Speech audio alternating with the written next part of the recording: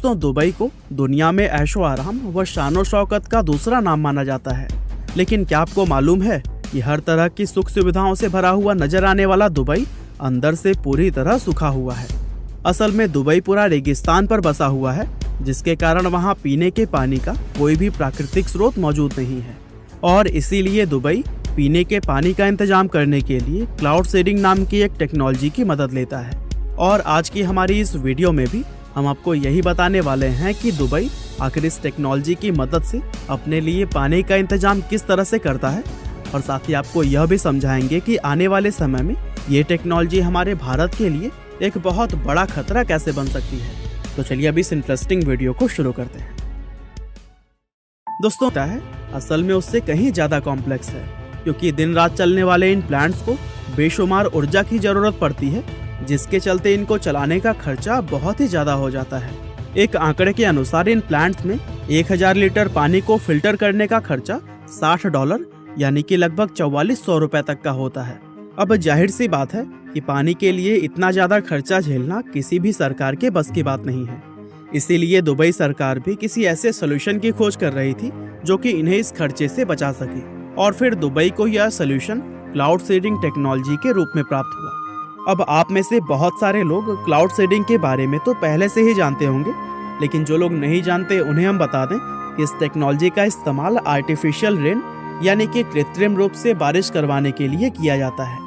अब दुबई इस टेक्नोलॉजी का इस्तेमाल अपनी पानी की समस्या को दूर करने के लिए कैसे करता है, और ये टेक्नोलॉजी आखिर किस तरह से काम करती है, इसको समझने के लिए चलिए पहले हम आपको बारिश होने का बेसिक कॉन्सेप्ट बताते हैं। दोस्तों, सूरज की किरणें जब पृथ्वी की सतह पर मौजूद पानी पर पड़ती है तो फिर वह पानी भाप बनकर ऊपर उठने लगता है, और चूंकि ऊपर का टेम्परेचर ठंडा होता है इसीलिए यह भाप ऊपर जाकर फिर से पानी की छोटी छोटी बूंदों में बदल जाती है। और पानी की इन बेहद छोटी बूंदों को अंग्रेजी भाषा में ड्रॉपलेट्स कहा जाता है, जो कि पानी की प्योरेस्ट फॉर्म होती है। पानी के ये ड्रॉपलेट्स ही ऊपर इकट्ठा होकर बादलों का रूप ले लेते हैं। साथ ही बेहद छोटी होने की वजह से ये बहुत ज्यादा हल्की भी होती है, और ये नीचे जमीन पर तब तक नहीं गिरती जब तक कि ये आपस में जुड़कर बड़ी बूंदों का रूप न धारण कर लें। अब चूंकि ये पानी की प्योरेस्ट फॉर्म होती है इसीलिए ये एक दूसरे के साथ जुड़ती भी नहीं है। लेकिन जब इन ड्रॉपलेट्स से धुएं या फिर धूल के कण टकराते हैं तो फिर ये प्योरेस्ट फॉर्म में नहीं रह जाती और एक दूसरे के साथ जुड़नी शुरू हो जाती है। और फिर जैसे ही इनका वजन बढ़ता है तो फिर ये बूंद के रूप में ग्रेविटी की वजह से नीचे जमीन पर गिरने लगती है, जिसको कि हम लोग बारिश कहते हैं। तो दोस्तों, यह था प्राकृतिक रूप से बारिश होने का बेसिक कॉन्सेप्ट। अब अगर क्लाउड सीडिंग की बात करें तो इस टेक्नोलॉजी को साल 1946 में अमेरिकी वैज्ञानिक विंसेंट शेफर के द्वारा डेवलप किया गया था। बेसिकली यह एक ऐसी टेक्नोलॉजी है जो बादलों में मौजूद छोटे छोटे ड्रॉपलेट्स को आपस में जोड़ने का काम करती है। और जैसा कि हमने आपको बताया कि जब पानी के वह ड्रॉपलेट्स आपस में जुड़ते हैं तो फिर बारिश होनी शुरू हो जाती है। दरअसल इस टेक्नोलॉजी में सिल्वर आयोडाइड नाम का एक रासायनिक कंपाउंड बादलों के ऊपर छिड़का जाता है, और इसको छिड़कने के लिए या तो प्लेन का इस्तेमाल किया जाता है या फिर ये जमीन से भी स्पेशल किस्म के जनरेटर्स के द्वारा बादलों में भेजा जाता है।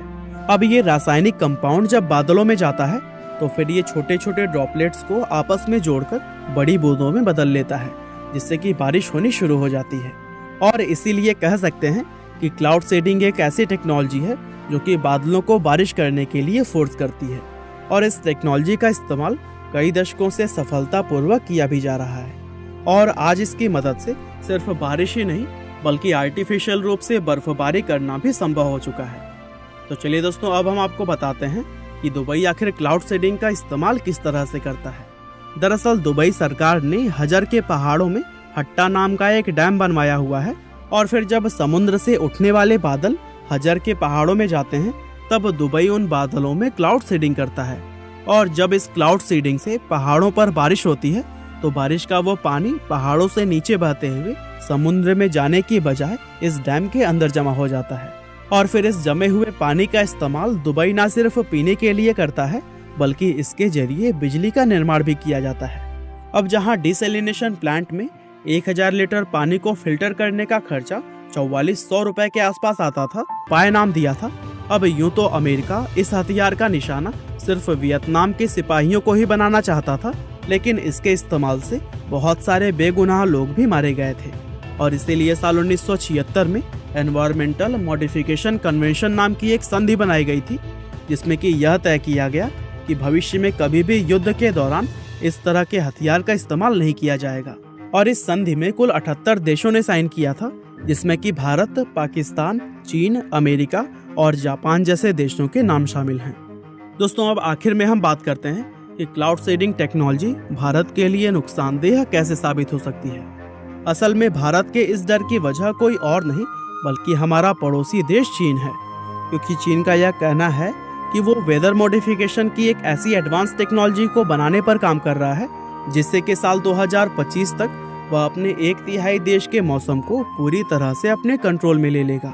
और इस टेक्नोलॉजी को लेकर चीन इतना ज़्यादा सीरियस है कि इसके सिर्फ रिसर्च पर ही वह 10,000 करोड़ रुपए से ज़्यादा खर्च कर चुका है। अब एक्सपर्ट्स की माने तो उनका कहना है कि अगर चीन अपने इस प्रोग्राम में सफल हो जाता है तो उसके वेदर कंट्रोल करने का नेगेटिव इफेक्ट हमारे भारत के कश्मीर और लद्दाख जैसे कई सारे हिस्सों में देखने को मिल सकता है।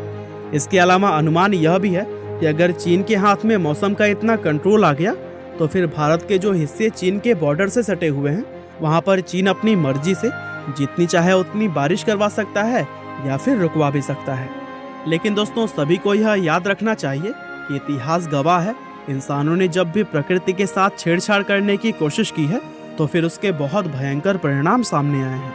ऐसे में चीन का इतने बड़े लेवल पर मौसम को अपने कंट्रोल में लेना बहुत ही ज़्यादा खतरनाक साबित हो सकता है। और क्या पता चीन के ऐसा करने का खामियाजा हमारे देश को भी चुकाना पड़ जाए। तो दोस्तों, यह थी क्लाउड सीडिंग और उससे संबंधित जानकारियाँ। आपको यह वीडियो कैसी लगी हमें कमेंट करके बताना ना भूलिएगा। आपका बहुमूल्य समय देने के लिए बहुत बहुत धन्यवाद।